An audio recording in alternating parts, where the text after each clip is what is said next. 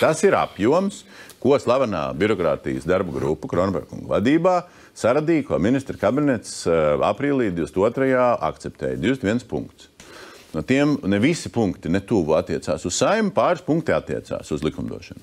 Tā skaitā viens punkts ir pieminētais iesnieguma likums, kur deputāti sasniedza to priekšlikumu par atbilžu sniegšanas pātrināšanu jau pavasarī agrā un pieņēma pirmā lasījumā.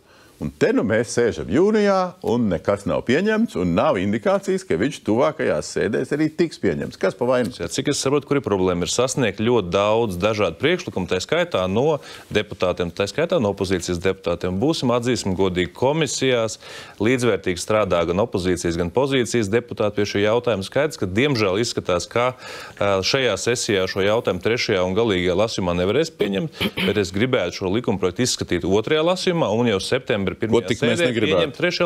Ko tik mēs negribētu dzīvē?